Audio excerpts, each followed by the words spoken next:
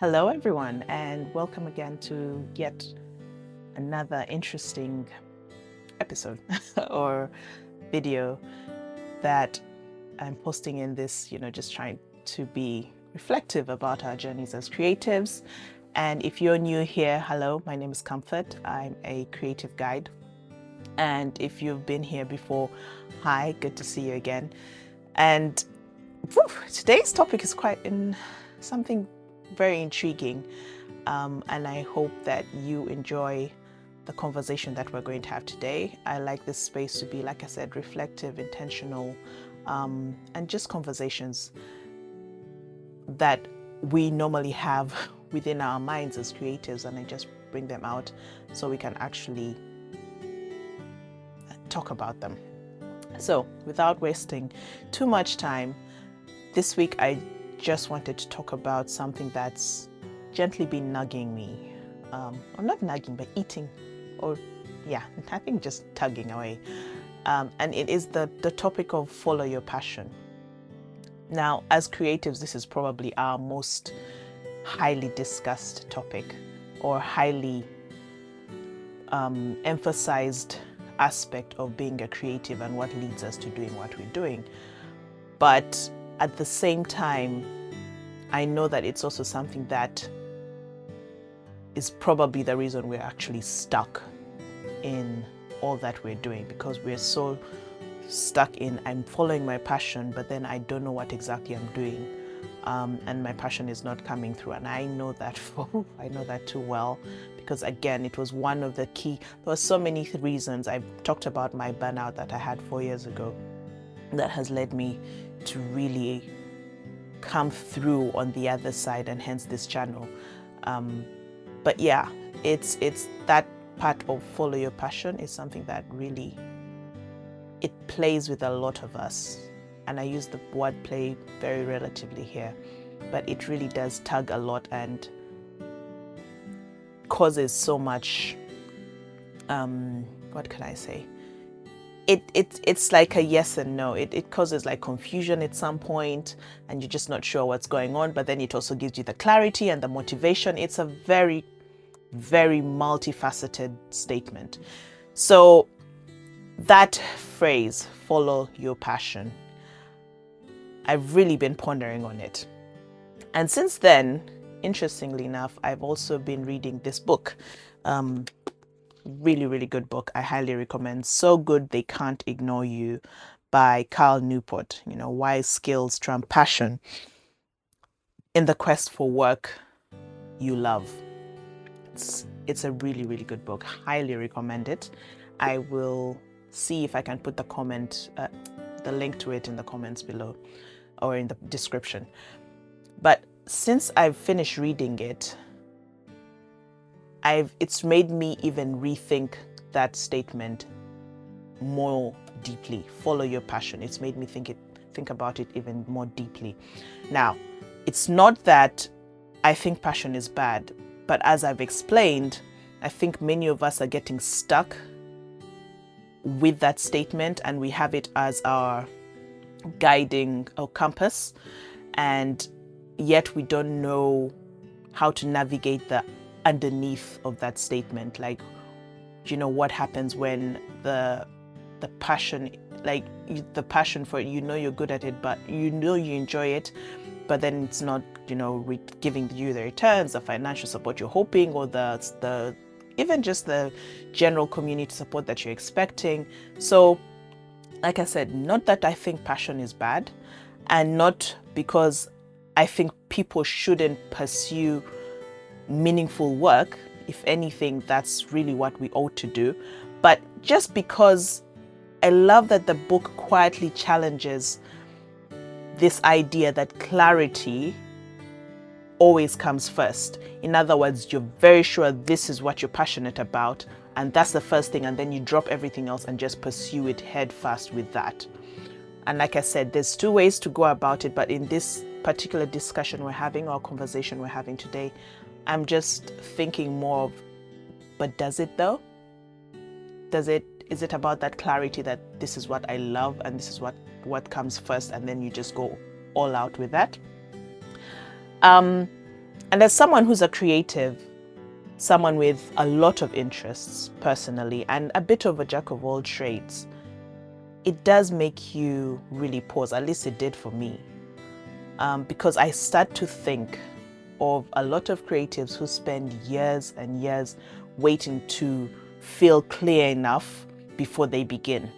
You are able to do so many creative things, but then because you're like, no, but I need to find that one thing. You know that the passion for creativity is there, but it almost feels like, but what is that one creative avenue that you so love and want to go for? And then we tell ourselves things like, when I finally know exactly what my purpose is, or when I finally feel absolutely certain that this is what it is, or when everything aligns, then I will really commit. And there's, of course, the background we know, and we talked about it in my previous video about the consistency thing. As creatives, sometimes there's also that problem of false starts. But let's park that there for another thing. So as we're thinking, okay, I'm going to finally know for sure what I'm doing, and all these questions, like all this clarity that we feel like, yes, now I really know, and then I'm going to commit to it. Meanwhile, we still have 14 tabs open. We still have 3 notebooks running with three different ideas. We've researched like 2 different careers and jobs and what you want to do. You've questioned like, your entire direction in life at the same time. Because even after you're so sure, you're like, yeah, this is it. And then you start to wonder, but why did it take me so long to get here? And do I really want to stay at this job? Why don't I just do it? Like, it just starts, like, you just go into this almost like tornado of questions and clarity at the same time. But it's just such a strange space, if I would say. Yeah. And I say that with all the compassion in me, because see, that's again, everything I mention on this channel, I have been through. And so it's not like I'm just picking this out and trying to pinpoint other people's problems. It's very much something I know all too well. And I completely relate to, and I'm saying this with all the compassion in the world. But one thing that this book really challenged me about was the question, what if clarity doesn't come first? What if clarity actually comes after you've spent time developing a skill? Yeah? Not after like endless thinking, not after that perfect certainty, but it comes after practice. It comes after movement. It comes after learning. It comes after becoming useful. Now, these are areas that I've mentioned, the clarity and the love for what you're doing, that passion comes after movement, after practice, after learning, and after becoming useful. And I think this is important, especially for us as creatives, because sometimes while follow your passion sounds very inspiring, but in practice, it can become very paralyzing. Because now you're constantly asking yourself, but what am I passionate about? What is that one thing that I'm meant to do? What if I choose it wrong? The thing is, follow your passion, and then you just go into this whole cycle of questions and questions and questions. And when you don't immediately know the answer, that's when you really start to feel stuck. So you say like, right, I love fashion. I love this. This is what I'm going to do. And then you just start because you feel excited and inspired by it and passionate about it. But then so many other questions start to like come in. You could say it might be doubt, but what if there's something more to it? What if there is actually something more? And honestly, like I said, I've spent seasons of my own life doing that, waiting for clarity to arrive fully when it's formed. As I said, as an architect, I had a sure way of, I know it's not like particularly designing buildings. At some point, it's restoring buildings, like refurbishments and stuff like that.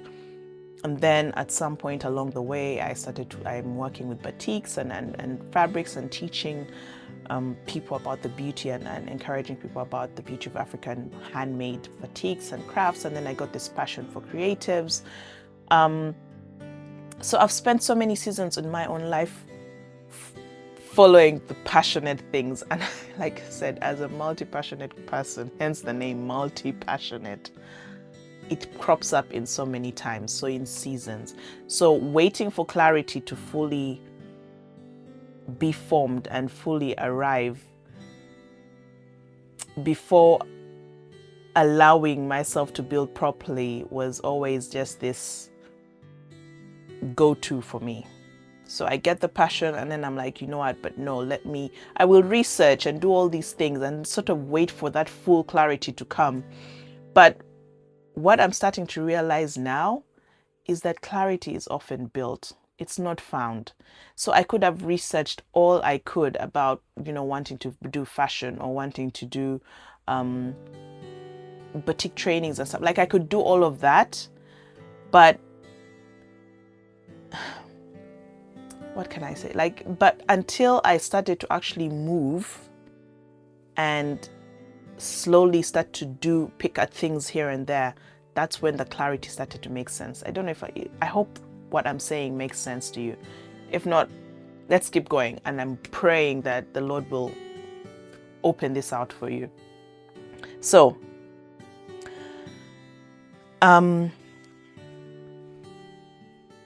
sometimes you understand what matters to you because you stayed with something long enough to develop deep understanding and depth in it. Yeah?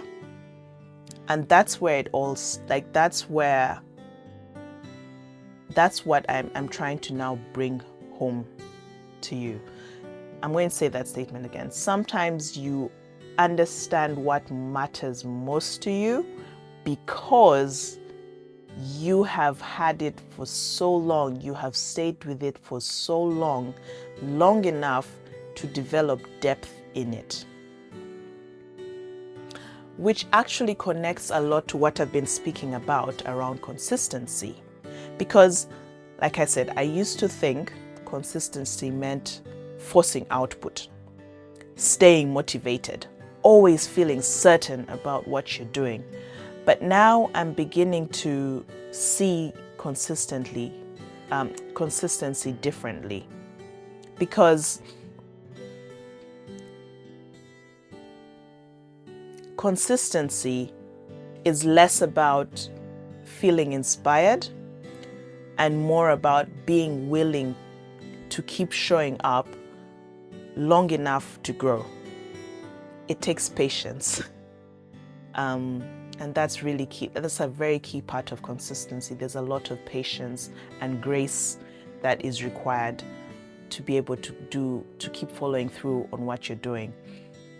And that's the part of why I personally stopped setting, short-term outcome goals, which I mentioned in my previous video, where I said I stopped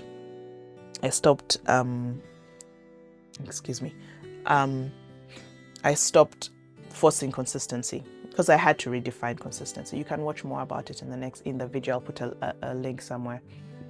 So I'm not trying to force a certain number of followers. I'm not trying to force a certain amount of money or some perfect image of success in a few months. Instead, I made a quieter commitment to myself to show up weekly not to prove anything to anyone, but to learn, to build properly, and to develop depth. So yes, you've identified what you believe you're passionate about, and I said that's why you definitely start from identify what you have, you're drawn to. That's the best word. What you're drawn to, and if you are drawn to that, then you actually commit to learning and building properly to be able to fully love and fully understand it. Because it's like people, it's like dating someone. You take the time to actually get to know the person. You get to spend more time with the person. And that's when you start to develop even deeper feelings and deeper understanding and clarity on whether this is someone you want to spend more time with, or this is someone who is not really there, or this is someone you're willing to give more time, you're willing to commit to. And that's the same thing with what we pursue in our creative projects or creative pursuits. To identify something, identify what you love, but then it's the commitment to getting good at it, getting to understand it better, going deeper to the next level. And that's where you really start to fall in love and get passionate about it. I think you need to actually go through the dictionary and find the dictionary definition of passion. But honestly, the more I think about it, the more I realize this pattern shows up in the Bible too. And if for those of you who have been following me for a while, you know that for me, everything starts with, what does the Lord say about my journey? What does the Lord say about me? And what does the Lord say about my current situation? So when I look at the life of Jesus, for example, the best example all the time, he wasn't rushing around to find his passion. Yeah. He responded to what was in front of him. And I think I talked about this as from a compassion angle. He was more about focusing about what would people need. It's not like, oh, I would love to do this, and then he did it. No, it was more about focusing about what would people need. And that for him was his angle. He responded to what was in front of him. Now that was his drawing. Yeah. That's what drew him to what he did. He developed people patiently. So for him, it's about his heart is for people. Yeah. And so he spent the time to actually develop people patiently. He moved with clarity, but not rushing to try and fix things. It was very gentle and deliberate and patient enough, a slow movement, but very intentional, quietly.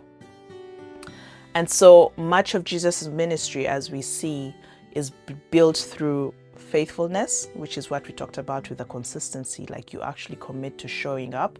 Service, in other words, you are willing to offer more to help other people, to serve people, servant-heartedness.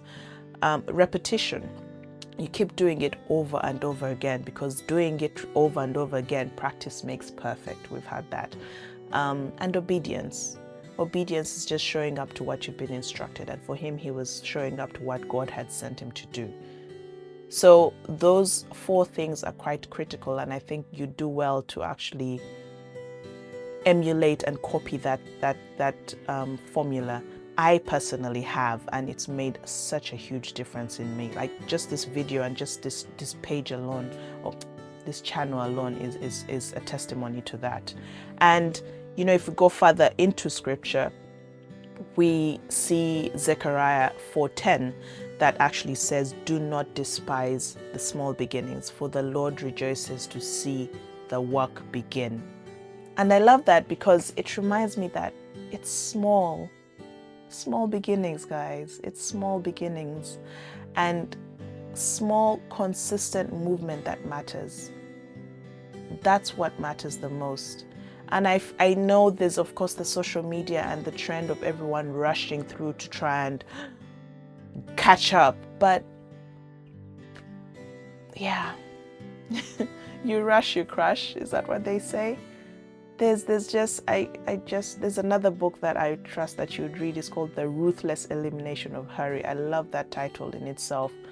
But yeah, I just pray that as creatives, we get to really ruthlessly eliminate hurry and this urge to constantly rush, because I promise you, giving the time to just slow down and do things carefully and slowly will pay off much more, much more. And you know, I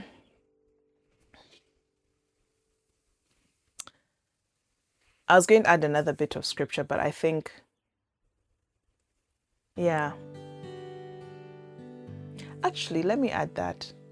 You know, when you think about Proverbs, it speaks about skill and diligence repeatedly. Proverbs is another fantastic book to read in the Bible. But Proverbs 22 verse 29 says, "Do you see someone skilled in their work? They will stand before kings." Yo. Not someone endlessly searching, endlessly, looking for what to do. It's someone who has stayed doing something long enough to become skilled.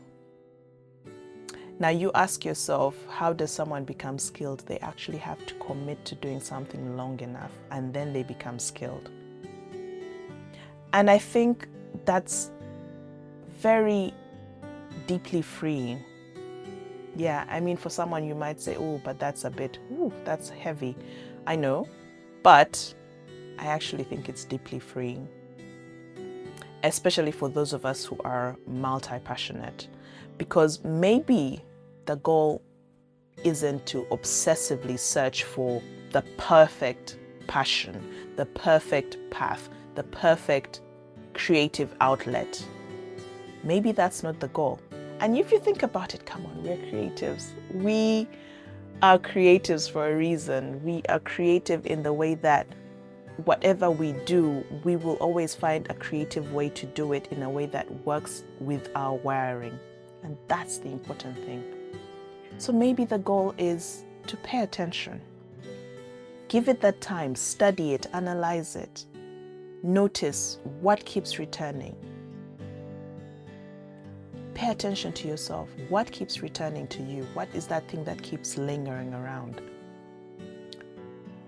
What do you naturally care about? Yeah? What problems move your heart so much?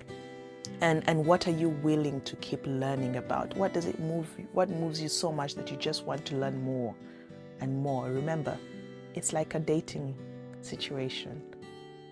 What is it that you want to get to know more about? And then,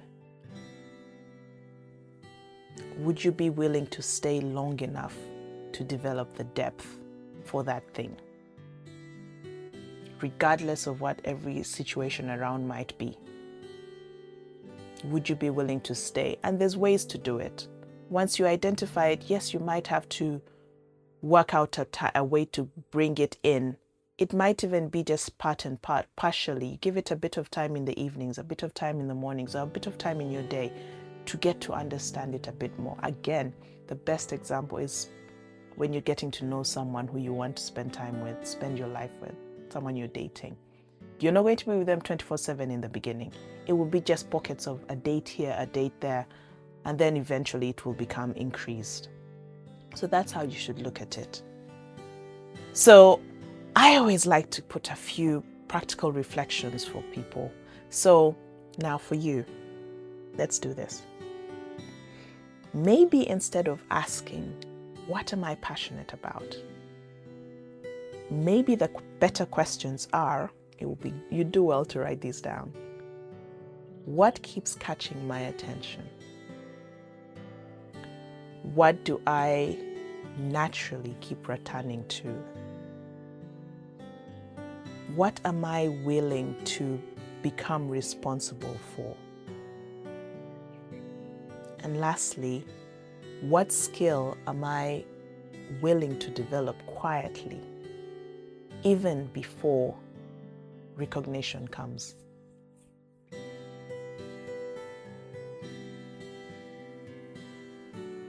because I'm beginning to realize something as a creative. A lot of us don't actually need more inspiration. I mean, we're creatives. We just need the structure. We need patience. We need to be repetitive. Repetition is quite key for us. And the permission to grow slowly. And maybe part of the maturity is accepting that clarity often arrives while walking. Yeah. It comes while walking, like we have to move. But we move walking, we don't run. And not while endlessly waiting. Same thing when a plane is taking off. It will have some pushback, yes, but then it will have to just before takeoff, there's that bit of the runway. It has to drive on the runway before it starts to take off. So maybe it's the same thing. It's not the endless waiting. We're moving, but moving slowly and gently. So if you're someone who feels unclear, behind, and you're multi-passionate, you just feel scattered or frustrated that you just feel like, I thought I had it figured out, and then maybe I don't have it all figured out. I just want to gently encourage you. You may not need a dramatic revelation of your next step. You may simply just need a direction and a commitment. You already have it. And just need the patience to become really good at something meaningful. Because over time, as you do that, the clarity starts to follow you. Instead of the way you've been thinking, that the clarity comes first and then everything else follows. No. Sometimes it's just being able to start and remain committed to what has been nudging at you, and then the clarity starts to follow you. So yeah, that's really what I wanted to share with you today. And I'd genuinely be curious, actually. What's something you've stayed interested in? Even when no one was rewarding you for it. What's that one thing that you've really stayed interested in? You keep doing it even when there's no, like, that's the one thing you will go to all the time. Please let me know in the comments below, and yeah, let's just have a conversation. I'd really be interested in knowing more about what that would be. I love to have discussions about that. So that's all we had for today, and I just hope that, come back to this video as often as you can.